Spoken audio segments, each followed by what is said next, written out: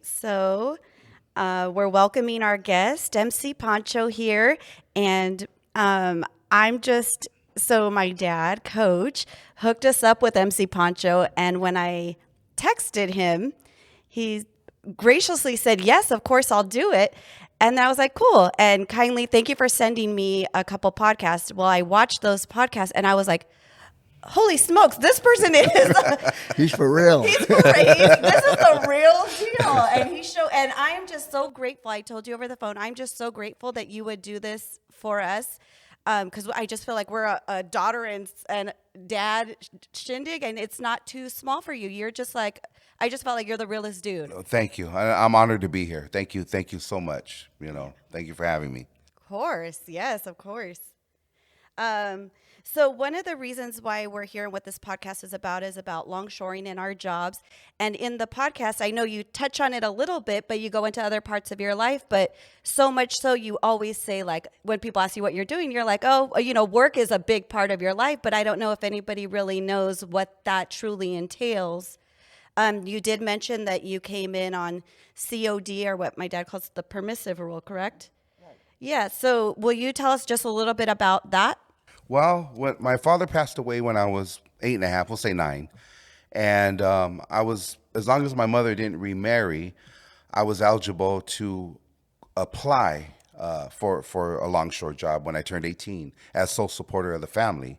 So being that I had a brother and he was heavy on drugs, so he passed away of a heroin overdose 9 months after my father. So he would have been the next one. And so I always tell people that 2 lives were sacrificed for me to have this job, my father and my brother.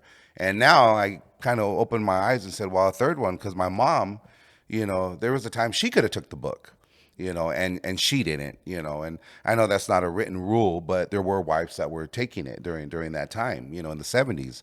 So she held out, and she would throw it at me all the time, like, I held out for you to have this job, so she paved the way. At 18, I was eligible. And I went down there and I filled out an application just like any other job. And I remember everything was no, no, no, no. I had never had a job before. That was right out of high school into the pros. Right. So, Right. I started working probably like 4 months after I graduated from high school. Wow. So Pancho, you're telling me that you had to apply to take his book over? I think it's sort of different now. I mean, I just had a friend that recently passed away, and his wife was the one that could point out or choose whoever she wanted to take the book. Right. No. Back then, I had to fill out an application with PMA, and I remember the gentleman was Charlie Young that took my application, and I mean, like I said, everything on there was.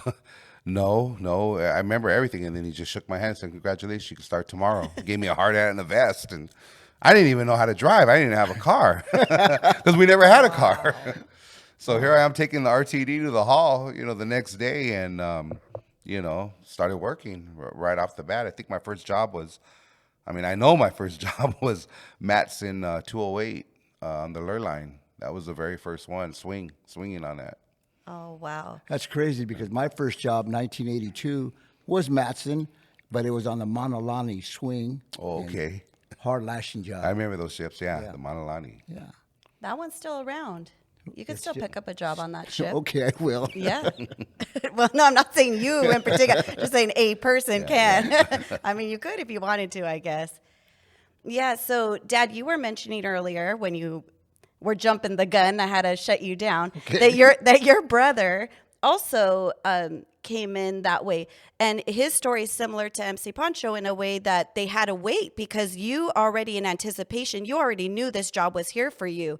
So that must have been like, how do you feel like that affected how you approached you already kind of knew that your story was written as far as that goes when you turned 18. Well, I remember in high school, they would ask you, what type of electives do you want to take, or what do you want to major in?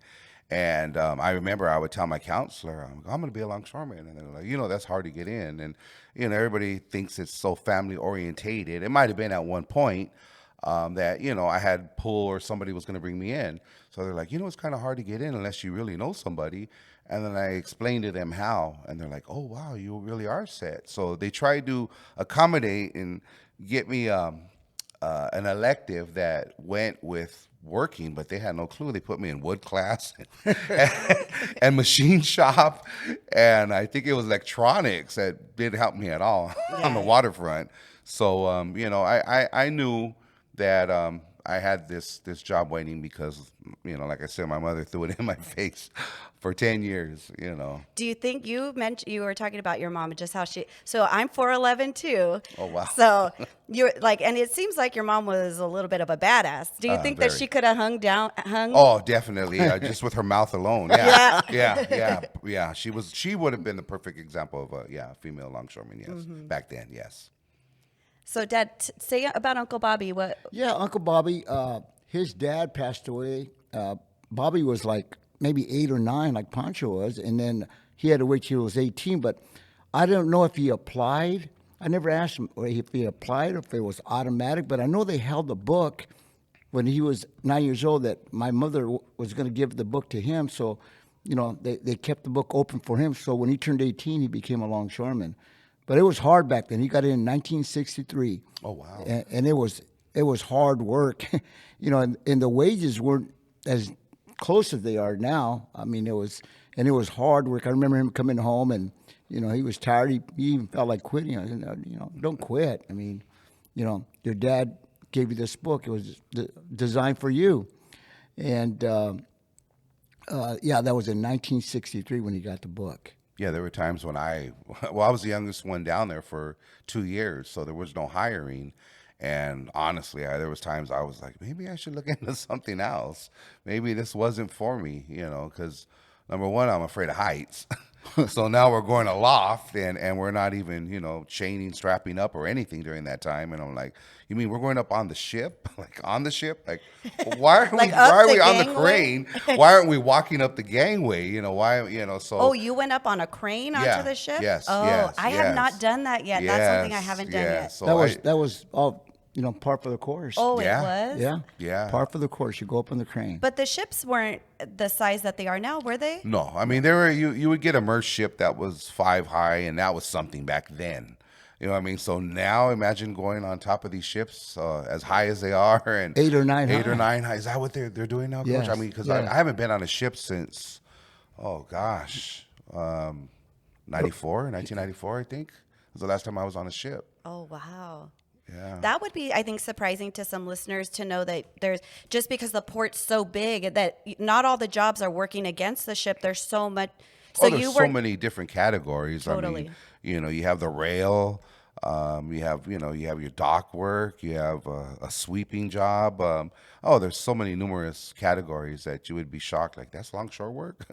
Yeah. You know. So have you always driven, because you drive top now, have you Yes. always driven top? Like, is that your... No, I kind of got grandfathered in on that. I was on the dock board, and I remember I picked up a job at Evergreen, and there was an older foreman there by the name of Buster, and he was a dear friend of my grandfather's. So he had asked me if I wanted the job. I said, I've never been in one of those before. I go, I'm your pin man here, just turning pins. And they all pulled for me. They go, pick it up tomorrow. Just pick it up tomorrow. They didn't even have a CY board. That's the board I get those jobs off of. Back then, you would get them off the UTR board, the AUTR board.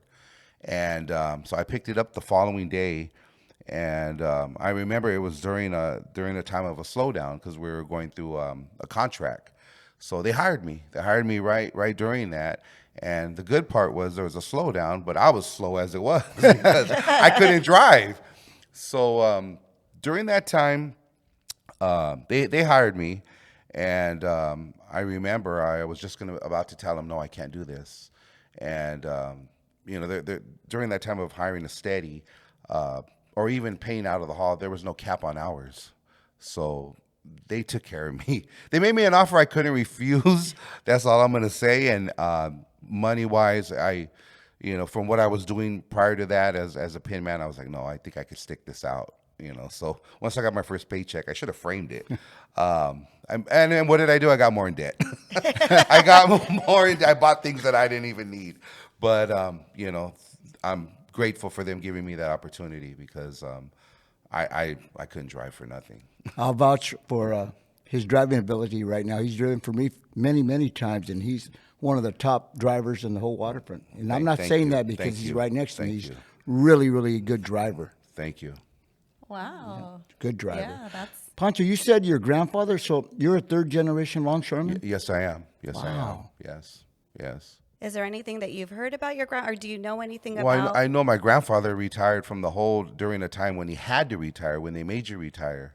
So I remember he didn't want to retire, but it was I guess it was in the 70s or late 60s, early 70s, and he was forced to retire. You know, he couldn't at a certain age. He couldn't keep going. Then that changed eventually after. Do you know how he got started by chance? He came from El Paso. I know that him and a couple of family names. I know it was him and a great grandfather of the Luera family, and there was a third one. I can't remember. They were all from Pedro, and I mean they were all from El Paso, but they came to Pedro. That's where they settled. And my grandfather rode underneath a train, holding on all the way from El Paso because they heard there was job opportunity out here. So it was him, a Luera family, and I don't remember who the third one was, but they all came from El Paso, settled in San Pedro. Whoa. Yeah. Wow, that's pretty cool. Yeah. And then to get a job, I wonder how, if it was that back in the day where you had to put your ID in or was that? No, my grandfather came, I mean, he was sworn in by Harry Bridges. Okay. And Dad. this was That's my dad's hero. This was a time Idol, when man. my mom would tell me stories that I guess they would listen on the radio for the jobs. So they would listen through radio how many jobs there were. And during that time, the hall was in San Pedro. So my grandfather was a drunk and he owed all the loan sharks money. So my mom would have to go over there and pick up his check, and that was in Pedro. That's funny because we did talk about that before, that there would be the loan sharks at the hall picking up waiting for you to pick up your check. We did talk about that. Oh, yeah. 3 or 4 guys that were down there, loan sharks. Wow. Oh, yeah. Yeah, that's crazy. That is crazy. We wanted to talk about you getting in as an 18-year-old and just the amount of the money that you started making and just how that affected you. Right, Dad? Weren't we thinking about that? Right. Some guys, he's exception to the rule because he had his head on straight. But some of these kids that get in 17, 18 years old and they spend money and they get on drugs and everything. Right, Pancho? I mean... Yeah, that's the sad part. And everything's so easy access to you. I mean, and peer pressure, I mean, it's there. My thing was I knew I had a responsibility. I had to take care of my mother. And I stepped up. And I think my mom used psychology on me because she let me drink at an early age. So I would drink in the house, at 14, 13, I was her drinking buddy. And then she let the fellas come over, so we'd all drink there. And then by the time I'm 18, I'm working on the docks. I didn't even really care to drink anymore. So I didn't pick up drinking and drugs. I mean, I've seen it my whole life. I've lost my brother, as I said, and numerous family members to heroin abuse. So that was never my thing. I didn't want to follow in those footsteps. And, I'm a materialistic guy. So once I started making that money, I started buying myself a lot of things that I didn't need. Look at all that gold and rigs. I'm still doing it. Awesome. Yeah, is that custom? This one with the hook? Yeah. I even have my registration number on it. Really? Can I say it? Sure. 6195. With a 3 in the front. Yeah, not a 1-3. What are With a you, 3. Dad? I'm 48-44. Yeah. Wow. Yeah. I'm 13, 77, 79, but 6195. That's beautiful. Thank you. And your chain, is that by a longshoreman? Did a longshoreman make that for you? No, this one was made by, I know the gentleman that you're talking about. There's one that makes them. This was made by Captain's Treasure Chest. This is solid white gold. It's over a pound. So it's not stainless steel. A lot of people think I it's... touch that? No, I just want to hold it in my hand. Wow. Oh my gosh. Look at this. Beautiful. What? That's amazing. That was an Look at that investment back in the days. detail. That was an Wow. investment. Because that's, like I said, over That's a pound Pirates of the of white Caribbean gold. stuff right there. That's beautiful. Thank you. So is it? It looks like a Maya. Are you into like Maya? Aztec. Oh, Aztec. Okay, yes, see, I don't know yes. my history. Okay, wow, Yes. that's gorgeous. Oh, and you have your butterfly for your mom. Your mom. Yes. Oh, That represents my mother. You know my story. I do. Somewhat. I do. Yeah, Pancho, somewhat. yeah, Pancho. Getting back to the rule there, at one time, you could give your book up. You could work till you're 70, 80 years old, and if when you pass away, carry on the book. Now, a few years ago, they cut it down to age 62. Your book is gone. Oh, really? Yeah. I wasn't aware of that. Yeah. At And- 62, and I was it's telling done. Marina, from what I'm aware of, is now if both your parents were longshoremen, say, and the mother passes or the father, they're not really eligible because they already have a family member working, and the whole purpose of that was, sole supporter. That's why I always said I was pretty much the poster child for that, because Right. I was a perfect example of that. I didn't know that they would talk about me at the meetings, and I remember one day a gentleman by the name of Mark Mendoza had brought me up at a meeting, and everybody was like, man, patting me on the back the next day and telling me, wow, I didn't know you were, came in on the seas and you stepped up and this. And I'm like, how do you know? And this is before social media. Right, And I'm right. like, how do you know that? And they go, well, you were talked about at a meeting, which I didn't go to, So I'm like, I was talked about at a meeting by who? And then every time Mark said your whole story out there, for the purpose of the deceased, which is now, I guess, COD, they call it. COD, right. Yeah. I don't know what they called it back then when, Right. when I came in. Right. And when you got in, my brother got in, there was no mentor that would go to the job. No, they just threw you out there. And luckily, if your father had a good name on him, which my dad did, people would look out for you. But I didn't try to use his name. Right, I didn't right. try at all. And I remember my mom would tell me, like, how come you don't put his name on the ticket? And that's my middle name. My dad's name was Celso, so that's my middle name. And I go, no, I'm trying to build my own. And then I remember after, because I didn't know anything. I'm right out of high school, first job. Didn't even know how to drive a car, let alone stick shift on an auto job. Right. So I remember I started writing my dad's name on the ticket, Frank Celso Ariza. And the same boss that wanted to fire me the week before now is, hey, you want to go home after lunch? You're taking care of me, looking out. It's who you know. Oh, yeah. You know what I mean? It was who you knew. It goes that way now. Yeah. I look at the tickets and I say, hey, is your dad so-and-so or your brother so-and-so?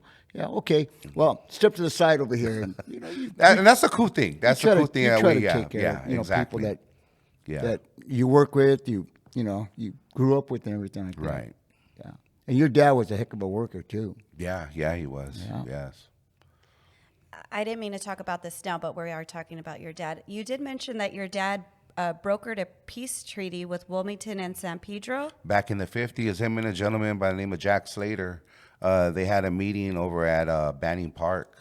And we always say my dad baptized half of Wilmington. So you always find me. I mean, I'm from Pedro, born and raised. I'm still there. But I have nothing but love for Wilmas, and you'll find me at 3 a.m. at Tres Conchinitos.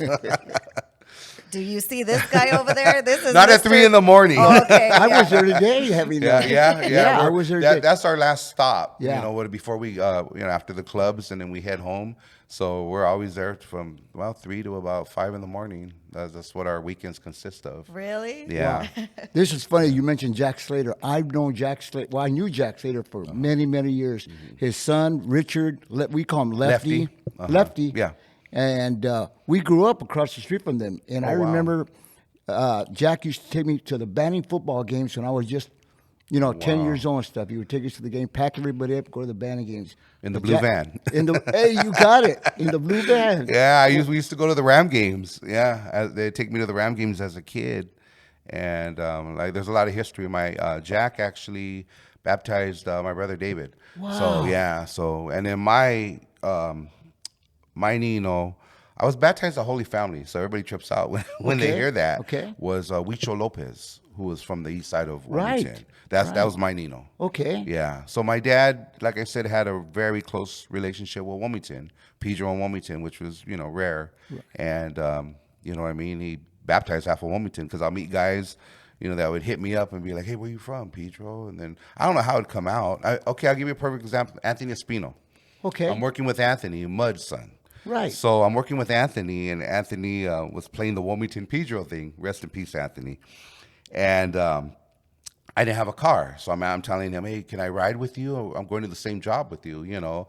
And I remember he was like, yeah, but you can't hang out with me at lunchtime and this and that, right? He treated me kind of cold. Right. And he's like, and you're from Pedro, right? I'm like, yeah. So then later on, he found out who my father was. And he was like, Celso is your dad? I go, yeah. He goes, that's my Nino. Wow. And he was like, you want to come to lunch with me to meet my mom and dad? I'm like, oh, wow, now it's a change. So I would throw that. All of a sudden. Yeah. I throw that at him for years and years and years. Right. Anthony got in when I got in 1982. Oh, wow. He was driving trans, I think, at Zim. Uh-huh. And what a great guy. Yeah. You know, great guy. Yeah. Work with him. Wow, we have a lot in common here. Of course. Yeah, you guys have been in first. So what year did you get in? 1988. See, just 6 years. Yeah, you That's guys it. are. That's it. We're like brothers down there. Yeah, you are. Yeah. For sure. And then you mentioned that, I guess I'm going to skip it. You mentioned that you're close to retire. Well, you could tell me that again. Well, I was hoping to retire this last contract because this job has given me an opportunity to do many, many things. You know, I did music at one point. I've toured Japan 8 times. I got into acting. So I always said if I could, retire, now, because there's no age limit on acting, I could go back for these, auditions and get an agent and finish what I never really completed. So I thought I was going to get out this contract, with the I guess what do they call that, Coach? Like a buyout? Yeah, where a bridge. They add your age, yes, and how many years. So I was over, right. But then that didn't go through. So next year I'll be maxed out. Actually, this year, December, I'll be maxed out. I'll have 37 years in, but I'm still too young. I have to be 59 and a half. Might as well say 60. And I'm 54 right now. So I got to give them another 6 years, we'll say. So I guess I'll be down for a while. And we'll work together, Marina. Yeah, for sure. Because I worked with your dad numerous times for your father. Yeah. Well, I'm night sides now, so maybe. Have you always been days? I've always been days. Yes. Yeah, I was days, and then I went to nights for the summer because I have kids, so it just worked out for our schedule. And then kind of you mentioned it, then I got my paycheck and I was like, oh. Yeah, okay, that makes a big difference. Well, I think I could do nights. I Yeah, think I could figure this out. And actually it's been working out nice. So good. Yeah. So Dad, you are of age to retire. I can retire. So what are your thoughts around retirement? I'm having so much fun down there right now. I mean, the camaraderie and everything. You go to work, you meet guys like Pancho there all the time, and I just I'm not doing anything, no physical work. Mm-hmm. So I'll just go there, make out the payrolls, make sure everybody's properly dressed, and you're a safety man down there. A foreman's a safety man. But as far as retirement, I may go a couple more years, at least a couple more years. But well, the trick is to make sure that you're healthy enough to enjoy that money once you retire. That's the trick. Right. I try to stay healthy. I eat well and I try to take care of myself. Were we talking about los tres a little while ago? Well, once in a while. Well, don't do it at 3 a.m, no, Coach. Not 3 a.m. and go to sleep. Yeah. No. But no, I still enjoy what I'm doing, and I think like everybody says, you'll know when it's time. Mm-hmm. You'll know when it's time, but. I don't want to be walking around with a cane, or people say, "Hey, why don't you retire?" Yeah. Nobody's saying don't retire yet, so I'm going to keep going. I mean, you look great, Coach, and you're in great. You're an inspiration for me because I still want to be able to walk when I retire and enjoy it. You know what I mean? And wear and tear so many years down on the waterfront, it hits you. Driving that top handler, your legs take a beating and stuff. Yes. And your neck. How's your neck? Yes. When I was in Las Vegas not too long ago, it's a trip because they come up to you in the casino now and they ask you if you want a massage while you're playing the slots. Right. So this Asian chick comes up to me and she's like, "Hey, you want a massage?" I'm like, "Right here." So she massaged me. It's on my social media. And she loosened something in my neck where, because from going, how you go 6 high, Coach, you're looking up. I couldn't go all the way back. And she loosened me up so good. I got to go back to Vegas just to find this lady. Yeah. Because so I'm good. I'm good. I haven't had no knee problems. I mean, knock on wood. And, I am slowing down and, I'm getting up there, but age-wise. But, no, I've been fortunate to be, Yeah. I hope I make it to my retirement because that's all I'm looking forward to. So is your plan to go into go into acting more? I'm still doing it now. You know, I'm not really going out to the auditions. If they have something for me, I'll take it, which I just completed a movie a while back, and then I have another one coming up in April that I'm doing. So, you know, those just came my way. I'm fortunate that they came my way. I didn't have to audition. They just wanted me for them. So do you have an agent and he calls you and says, No. Yeah, These are all through word of mouth. The tattoos got me into Hollywood. So I took acting classes in Beverly Hills on Doheny, Athena Acting, and she was an agent and responsible for the gentleman on that video, the commercial.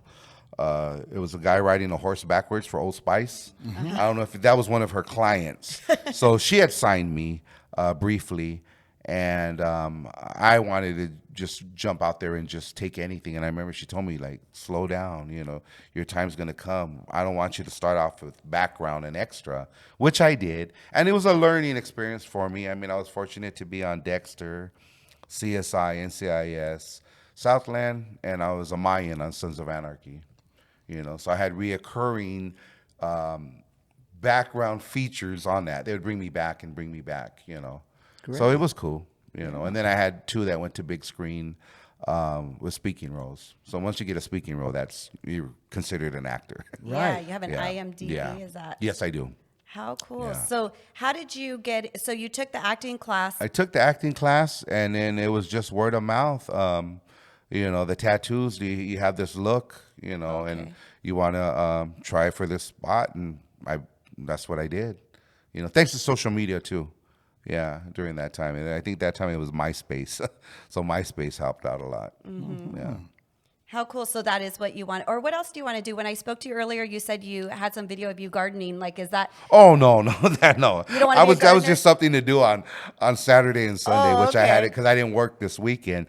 I thought you were going to be growing tomatoes and peppers. No, my wife does that. No. I buy them for her to plant and stuff. So I just got up early and cleaned up the yard and did some gardening on Saturday and Sunday. But no, that's not I don't have a green thumb or no. Acting would be the next thing to complete that I didn't take it to where I wanted to. Music wise, I have, and I've you know, if you see my social media, I like to eat now. So I go to a lot of different restaurants. That I couldn't afford, you know, at a younger age, you know. My husband did tell me about that he said that it's you and your wife and you're at a table and you just have plates of things that you're just trying. Yes, we sample a lot and we don't waste food. So what we don't eat, we bring home. Yeah. Pancho, do you have any children that are down here? Or? Not that I know of. That would be the best time. You know, that's a funny story because there are some that have come out of the woodwork and have said that they were, you know, my children. Yeah. And one of them, I even bought the story. It was a guy from he's probably listening too, from Wilmington, and the story started, maybe I am, you know. But then I go, well, wait, how old are you? And the guy was like 5 years older than me, so that wasn't happening. And I've had quite a few that said but no, no confirmed, not confirmed, yeah. Wow. Yeah, so then your book would end. Your book as a longshoreman would end with you. Correct. Mm-hmm. Yes. Yeah. So the way that I'm going to pull this up, Dad, so you're going to have to carry the conversation for a second. Because I'm going to pull something up as the way that I was introduced to you and to your social media. I'm going to have to pull it up. But in the meantime, I was talking about the different things of Pedro and Wilmington. So have you had Charlie's sandwiches? No, where's that at? The gas station. Oh yes. Yeah. Okay, so oh yes. Charlie's yes. or Busy Bees? What's your? I gotta go with Busy Bee, and it's not a Pedro Wilmington thing. Charlie's was bomb. I ain't gonna lie. I like Charlie's, and I also did the chicken one on. Do you know that one? There's a chicken spot at another gas station. I want to say on the end of is it PCH or is that Anaheim as well, in Wilmington. Chicken place? Yeah, they sell fried chicken in a gas station. I don't know. I haven't heard of that. And it's in Wilmington. It's good? Yes. Yes. I mean, I'm a Pioneer Chicken Oh, guy. I know where it's at. It's on PCH and Blinn, I think. PCH and Blinn. They have the chicken in the back right there. Yeah. That's some bomb chicken right there. It is good chicken. Yeah. I've eaten there. Oh, I really? got turned on to that by a gentleman from Wilmington, and he was like, Yeah. "You'll never guess they got chicken in here." I'm like, in here? So I took my wife. I go, "Hey, we're going to go have some chicken. Where? Here?" I'm like, "They have it in there." You're and on trust. it's good. Yeah. How But no, about- those are good sandwiches, though. Back to that spot. that Yeah, you were they saying. are. How about what's your go-to spot to eat for lunch? For On lunch? on your lunch break. Well, I mean, I try not to eat that big. So honestly, because then I'll get tired and I'll knock out. So I really don't eat big at lunchtime. At lunchtime, I don't. You're a If I'm snacker. working. Yeah, I'm a snacker. I have my granola bars and stuff like that. If I did have to, I'd probably be Tres Cochinitos because that's close. And then in Pedro, it'd probably be Calaveras Okay. because about it's you, Dan? fast. I like Perozzi's, the sandwiches up there on what is it, 8th Street in Oh, Pedro? Weymouth? Yeah. And Weymouth, yeah. They have real good sandwiches there, Perozzi's, and let me see, Big Nick's. I like Big Nick's. 'Cause That's they're- fast and easy yeah, to. fast and easy. For the pizza, or you like the The sandwiches? sandwiches. I like a Dominic sandwich, roast beef and sausage. It's really a good sandwich. Yeah. That place open late. Ah, see, this is As far as pizzas are concerned, I like Dominic. Red West? Red West is good pizza. It really is. Red West Salad Bar is the bomb. Oh, yeah. That's the place. And Dominic's in Carson. Oh, okay. By the Actually, tracks? Yeah. By the tracks, Yeah. The one in San Pedro closed down. Right. So they've been there for years and years and years. Yeah. Good pizza, but Red West is good pizza. Red West, yeah. All right. Well, see, I don't go on Facebook that often, so it's asking me to do all this stuff. So I'll just tell you, during the George Floyd, during the whole riots, when everyone was rioting and stuff, you came up on my Facebook and said, So just a few minutes ago, I come from 6th Street. That's our downtown right here in San Pedro. And they're boarding it up. They're boarding it up because they got word that these little punk-ass motherfuckers are going to come through our neighborhood. Well, that may fly somewhere else, but it ain't going to fly here in San Pedro, the harbor area. Or Wilmas. Shout out to all my Rineros out there. You know what I mean? We're a little bit different, and you're picking the wrong fucking neighborhood to come through doing that shit. So, there's people that fought for this neighborhood. We didn't own it, died for it. You know what I mean? I could count how many homies I lost for Pedro and Wilmas too. You know what I mean? For something we didn't own. But I'll be damned if these backpack carrying little motherfuckers with acid are gonna come through San Pedro or the harbor area pulling that shit. Try it, bitch. try it. I dare you. All you guys with your backpacks, try it. Wow, yeah. And I reposted that so fast. And since then, me and my mom have been a big fan of yours. We're like, Oh, wow. yes, thank you. Wow. Oh, my wife, she loved you on that day. Oh, wow. She says, wow, look, try it. Because there was fear at that time, I feel. What happened was I went to my doctor's right after work, and I remember that everybody was boarding up their windows and closing everything up, and they were telling me that this group was coming on to Pedro, and they were going to come to Pedro, and they were going to break all the windows and start looting. And I go, how do you know this? And they go, they communicated through Facebook. I go, they're actually putting it on Facebook, what they're going to do, what their plans are. And they go, yeah, they're coming. So I seen fear, and I remember other people on Facebook were saying, now's the time to help your community out. We need help, because they're taking this threat very, very serious. So I told my wife, I said, video me. I go, I'm going to do a video to counter back at this group that's supposed to come out here and do this. So that's where I did that. And I incorporated Wilmington and Pedro, by saying that, well, we've fought for I don't know how many years for a street that doesn't even belong to us. Well, now it's the time to claim that. I'm going to be damned if we're going to let somebody come into this area. And to the harbor area, Pedro, Wilmington, and dismantle, where my parents and grandparents stepped foot as well. So the message got out, and that traveled. I mean, that traveled far. It traveled actually to different areas, because East LA did the same thing on Whittier Boulevard, and there were different areas. And I remember I was getting messages from different people that were thanking me, and it reached Ireland. I remember somebody from Ireland was telling me, and then it was a time I was back in the dispatch hall, because I'd been steady for a long time, and I never stepped foot in the hall, and different people were coming up and saying that their parents or grandparents had seen that video, and thanking me. And I was like, wow, I didn't, I just spoke from the heart. I didn't, it wasn't a publicity stunt or anything like that. I just said how I felt. It was awesome. So yeah, thank you, and thank you, Marina, because wow, that. Yeah, Wow. it really resonated. Wow. Yeah, Wow. it was powerful. Wow. It felt like it came from the heart. It did not feel like a publicity stunt. It felt like oh, okay, yes. Yeah, that was you were rallying the troops. I felt like you were rallying the troops, like Wilmington, like San Pedro, like, hey guys, let's not let these guys come over here. And they tried, but no, they didn't succeed. But they tried. They came down and thought they were going to do something, and then we were hanging out in down on 6th Street quite a bit, So that was the most time I think that we ate at every spot. We burned out our spots in Pedro. Because we like to travel. We like to leave Pedro. They always say Pedro people never leave Pedro. We're to that venture off. So earlier you mentioned we were talking a lot last time on the podcast about the injuries and being in the hold and getting hurt. And then you talked about not wanting to be being afraid of heights, I guess I'll say.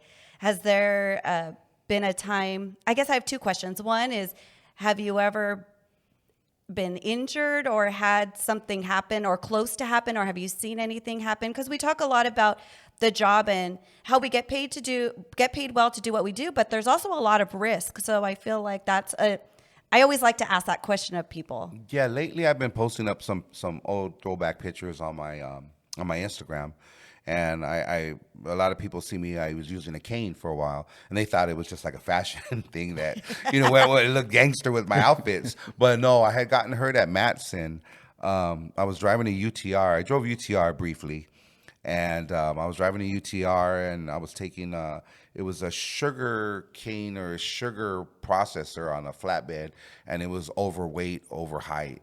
And I remember I had to take it to the scale. This is Matson 208. And I took it to the scale, and it turned on me. So when it turned, it went over, but it didn't go all the way over. So imagine I'm in the cab and I'm going over with it, then it decides to go back. And when it went back up, it just slammed me like 3 times. The fifth wheel broke off, and it ended up taking off like a Frisbee. The fifth wheel ended up, I think, on the roof of Matson, because they had like these small, remember the buildings, Coach? Yes. They weren't that high. They were like by the auto lot. So I think the fifth wheel ended up on the roof. And I remember I thought I broke my teeth, because my teeth were bleeding pretty bad, but because I hit them on the steering wheel. Wow. And I was out for about a good, probably 8 or 9 months, close to a year on that one. Yeah, so that was the only time I got hurt. And then as far as seeing anything like different on the waterfront, stowaways, stowaways in the ship. Really? We were throwing bananas, and Tell there was me some. about that. We were throwing bananas, and in the hatch, in the pile, right where we were digging these bananas out. Well, first we found there was some objects in there that normally would have been shut down on health and safety if it happened today, but we're going back to like '89. So the first thing we found was a syringe, and we're throwing these boxes of bananas on these gravities, and there was a syringe right there. So we had told the foreman, and the foreman was like, keep going, kid, just keep pumping, Yeah. right? So okay, we did. So the next thing we found was we went from a syringe to I don't know if I can say it on here, but a human piece of shit that was on the box of bananas. So we told him like, hey, and he's like, just keep going. So, okay, we're not going to argue, So we just kept going. I remember in the third one we found with all due respect, we found a tampon, and that was it. We're like, hey, we're standing by.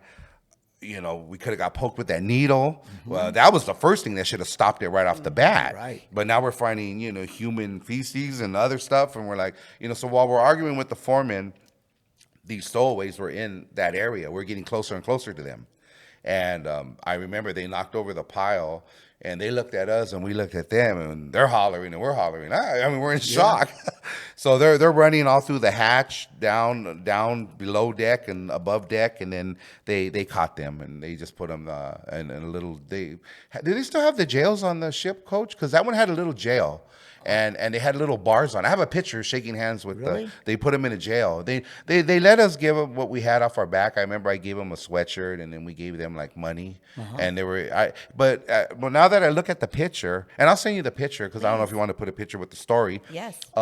It looked like they barely welded the bars on there. That I was looking at the picture, and it's me shaking hands with one of the stowaways. So I was wondering, do they have jails on the ships? They would have something like that. Like a little holding area, but that's, little like holding a little cell, like a little, it was a cell. Yeah. So yeah, that. And then another time I was a dock aloft, and I was cutting the locks with the clerk. And that one made the news. That one was on the news. That was at, God, I want to say, give me a spot, Coach, that was right next to 206. 206? Yeah, they had longshore security there, I remember. What was right there? By the end of the world, but it wasn't the end of the world. What we call the end of the world, which was 247 in our days. No, it wasn't Sealand? No, it wasn't Sealand. There's ITS over there now. ITS, and Sealand, LBCT. LBCT. It wasn't LBCT. It was all the way by the rocks. Remember, I don't know if the rocks still exist. We used to go to a spot called the Rocks, and they'd have a catering truck that was in there, and people would fish off of it. Yeah. So what was that terminal right there? It was a major terminal. Yeah, I can't remember. It was SSA. But what was that? It wasn't the end of the world. God, that was so far back. Yeah. Anyways, there was was way back. we were cutting these locks. I was cutting these locks off, and we were supposed to do so many containers. And You're then cutting the locks off the containers. yeah, To and then the open them clerk to- would go in there and check it out and whatever what do they call that? There was a name for that, Coach. They would order a dock aloft, and then you worked with the clerk. Yeah. And the clerk would just do you would just cut the locks off, and they would go in and check it out, and then you would just close it back up. Yeah. That seems like a customs. Yeah, no, they would get a longshoreman to do that. Oh, okay. Yeah, Back longshoreman then, would do yeah. that. Now they probably would do with customs. Yeah, customs. You know, But I can't remember what they call the guy. But there was a category for that or a name for it. So we were supposed to finish and before lunch, but we ended up taking a lunch, and I didn't have a car, so I stood there. And I remember I was sleeping in the pickup truck and just sitting there waiting for, a whole hour, for lunch to come back. And then I seen the door kind of crack open because I just opened that one up. And then I just seen it. Am I seeing things? And then I just seen these people coming out of it. And yeah. How many people? Oh, at least six or eight back Out of then. a container? Yeah, single file, just looking. And I looked at them, they looked at me, and I just pretended I was asleep. I mean, they didn't make it, poor thing. They didn't make it because security nabbed them, and then it was on the news, and it was a big old thing. Yeah. Wow. Yeah. Where do you feel like these people, like in both instances, where were they from? These ones, well, the ones on the banana boat, we'll call it, those were from Ecuador, and then these ones were from I guess China somewhere. They were Chinese or of Asian descent. Wow. Dad has that? Have yeah, you? as a matter of fact, I was at Yang Ming. I was a chief clerk there, and they customs had us stage a can.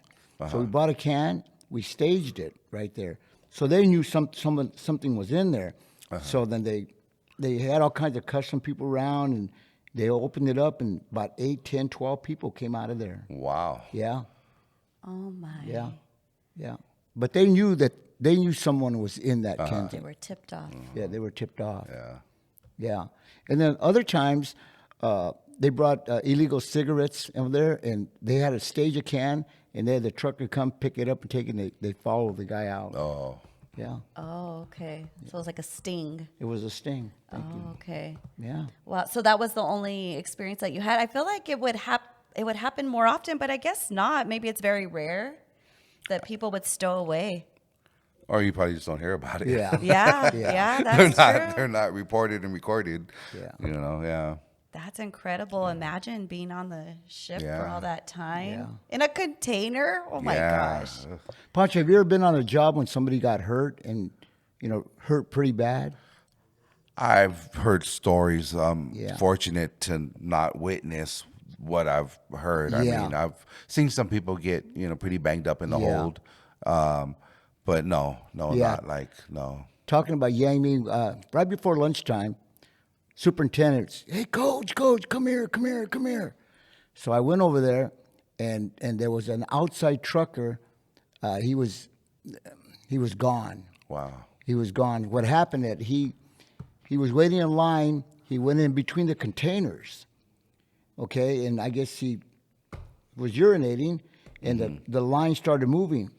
So he ran out between the containers, and another outside trucker hit him. Oh, wow. When I got there, he was 45 feet in the other direction. The man literally died in my arms. Oh, I wow. mean, he took his last breath.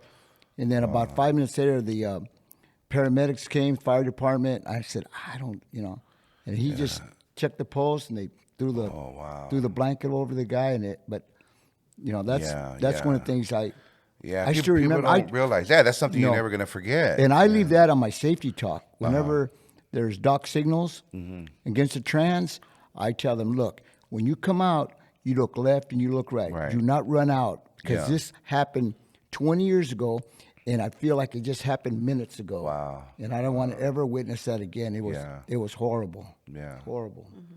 Yeah, but it's a tough industry. Yes, it is. It's a tough, we get paid a lot of money, while the truck driver, but we get paid a lot of money, but I've seen a lot of injuries down there, and I've had 2 first cousins get killed down there. Oh, wow. Yeah. Yeah, that's fortunate. I too have not seen anything like you. Fortunately, I hope Yeah, that I yeah, go my yeah, whole career yeah. without experiencing firsthand, because I'm sorry that you had to experience that, Dad. yeah. That's rough to just, you're just there doing your job and somebody Yeah. passes in your arms. That That was sad. That's hard. So I didn't think I wanted to bring this up. I hope you don't mind. Because you were telling the story about your mom, because your mom passed in your arms. Yes. Incredible story. I think Hoodstocks is where you talked about that. Yes. Dad and Bud, you have to listen to it. Such a beautiful story. Just also the way that you say it, because of your relationship with your mom. And I was just like, man, this man is so strong, because I know that that's your love, your mom, right? But you tell it with a lot of strength. And I think it's because probably you've told that story before. And like you mentioned, it keeps her alive, and you still feel like she's here. Well, I always talk about my mom, my dad, and my brother. And I keep them alive through my stories. And honestly, if it wasn't for my mother passing, I don't think I'd be sitting right here doing this interview, because that was the whole reason for me to get back into my music, for me to do a lot of things as part of a mourning process to keep busy. So I did music back in 1988, and I was talked into doing a CD, which was a 20-year anniversary of my mixtapes from 88 to 2008. So I did my first CD in 2008, and that was right after I lost my mother.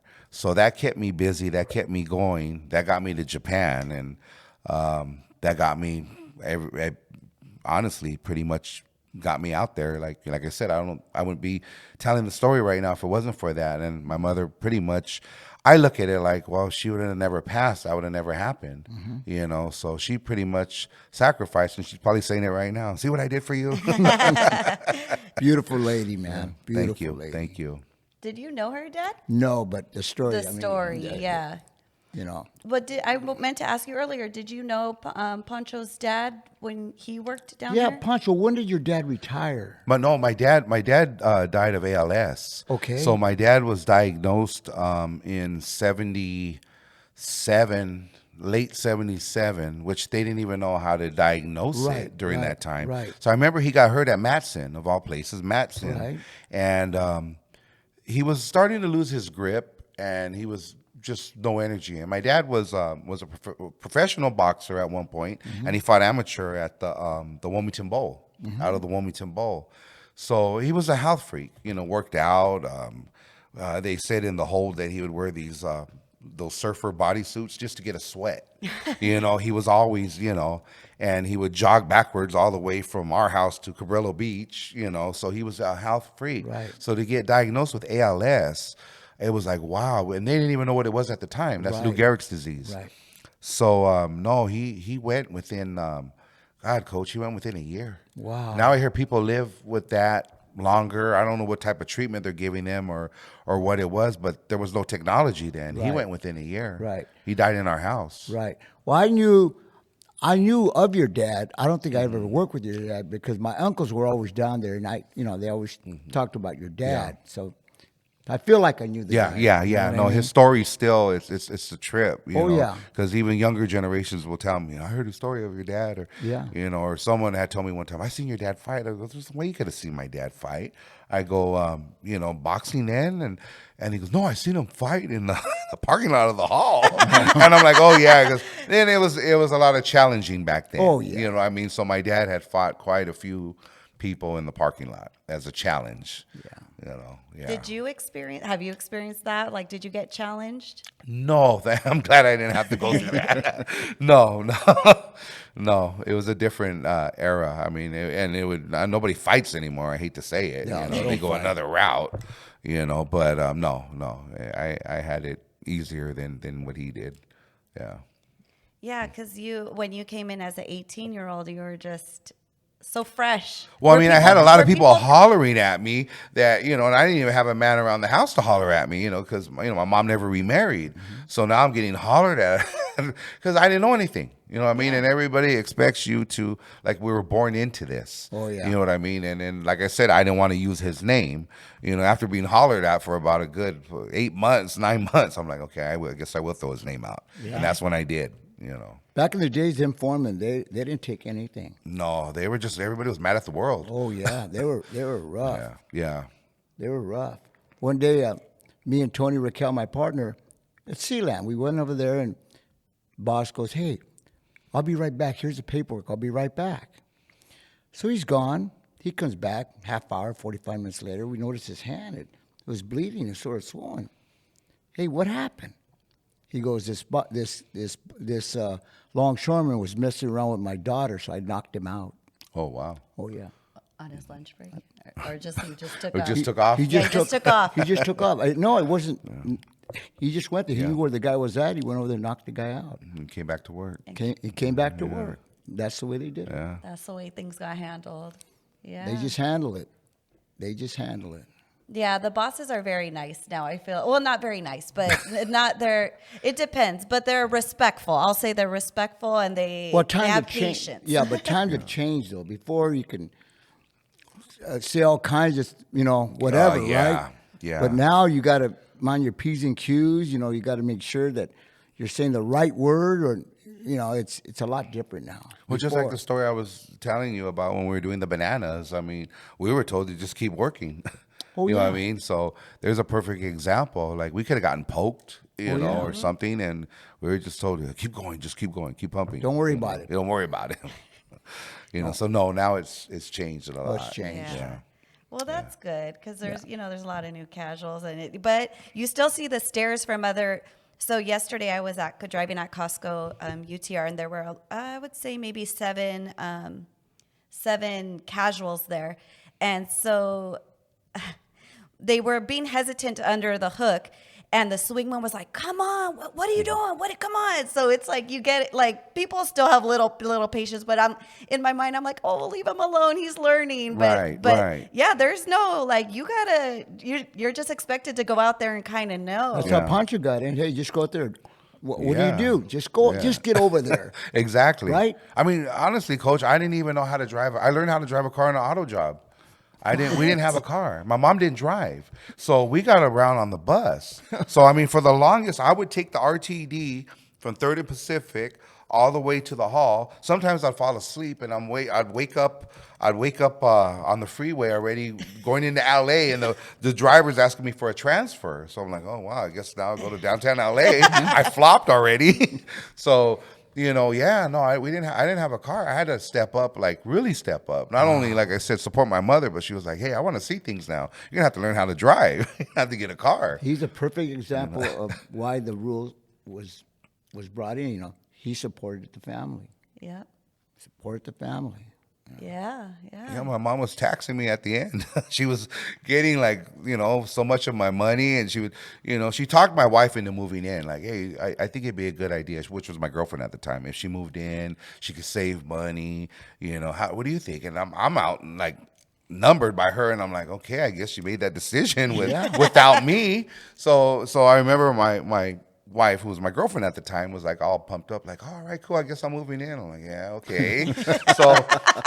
So then after that, she goes, well, she said I could save money and this and that. No, my mom taxed her after that, like, hey, rent's due. Wow. So my mom got both of us. Wow. She got, she liked that power trip, like she was still in charge. She'd buy us fireworks on the 4th of July, and, had us coloring Easter eggs and stuff. So yeah. Oh, that's so cool. Yeah, that is a perfect example. So thank you for coming in, because we did want to talk about, that whole experience that you had coming in on Deceased, and right, Dad? And then, Yes. I just And to anybody out there that's coming in on Deceased, I know that's the roughest way to come in, and I used to hate it when people would say, oh, congratulations are good for you, because you lost a loved one for that job, and the ones that are struggling doing it, I made it. I'm a perfect example, because me and Coach were talking about earlier. It is easy to get caught up, and you're making a lot of money, and you're at a young age, and you could get out there in the party scene and get caught up with some pretty bad habits. I've seen it happen, and I've seen a lot of them lose it, lose their book behind that. So I'm a perfect example. I stuck it out. It can be done. It's not impossible. Well said. Well said. Thank you. Pancho. Great job. Thank you. all right. Well, thank you so much again, and I really enjoyed our conversation. You got my support, and I wish you guys the best, and thank you for having me. Of course. Thank you.